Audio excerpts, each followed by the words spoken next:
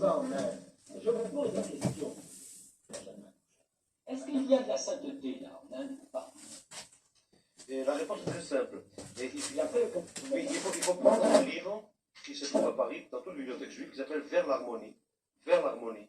Un livre d'un grand juif. Et avec qui je n'étais pas d'accord sur la pratique du tout, c'est M. Munk, le rabbin Munk.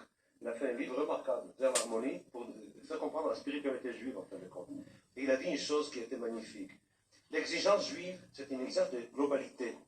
Nous avons dans la Kabbalah l'arbre séphirotique qui est constitué par 10 séphirotes, 10 valeurs essentielles. Et il a dit, les chrétiens, c'est faire le choix de la droite et oublier la gauche. La gauche, l'islam, c'est faire le choix de la gauche en oubliant la droite. Les pensées orientales, y compris l'indienne, c'est faire le choix du haut en oubliant le bas. Et nous, c'est un choix totalisant de tout à la fois. Et je vous dirais que je serais intéressé par la culture indienne ou par la spiritualité indienne le jour où je ne verrai pas d'enfants indiens mourir de faim. Nous sommes un peuple, le peuple juif, qui s'est débrouillé pendant toute cette histoire pour avant tout nourrir les enfants qui mangent.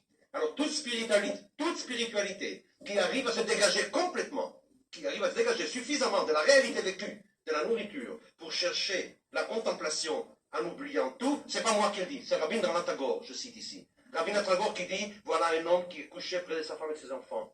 Et il est appelé, il a un appel. Et en pleine nuit, quand la femme et les enfants dorment, il se lève et il va vers la montagne pour s'isoler. Et il n'entend pas la voix, dit Rabindranath Tagore, il n'entend pas la voix qui lui dit, place, c'est près de ta femme et des enfants pour le faire vivre, le faire manger, et non pas aller faire des contemplations à la montagne. Et je dirais que l'attitude que nous avons par rapport aux sagesses indiennes est une attitude de respect infini avec un peu de moquerie. Un respect par l'élévation de leur choix, de même que nous pouvons avoir un respect pour quelqu'un qui renonce à fonder une famille et à se mettre dans un couvent, un respect entre guillemets pour celui qui cherche la religion dans une sorte d'élévation permanente en oubliant complètement que la première des choses est quand nous parlons dans la prière journalière de la puissance de Dieu, de la Kevorah de Dieu, nous ne disons pas que Dieu crée des galaxies. Ça, qu'est-ce que c'est pour un Dieu de créer des étoiles? C'est un jeu d'enfant pour un Dieu de créer des galaxies. Par contre, faire tomber la pluie, pour faire pousser le pain, pour avoir de quoi manger, ça, c'est quelque chose d'extraordinaire. Alors moi, les sagesses orientales, je m'y référerai les jours où il y aura les soucis matériels de la nourriture des gens, comment vivre le corps des hommes. Ça, c'est l'attitude juive par rapport à eux. Donc, respect infini, mais respect en reconnaissant parfaitement l'insuffisance grave de l'abandon de valeurs immanentes.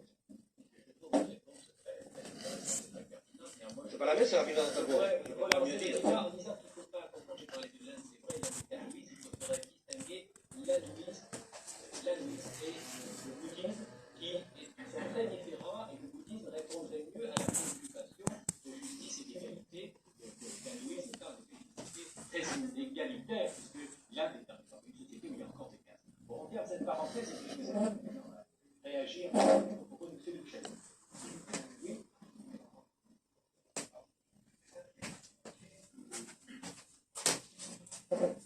J'espère bien.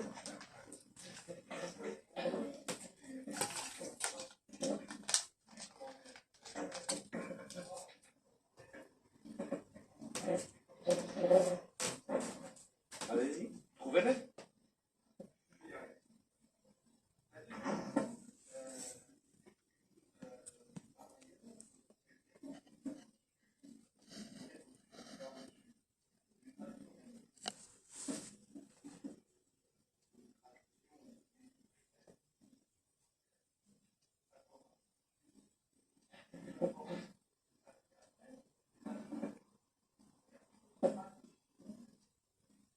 Je n'ai pas compris, excusez-moi.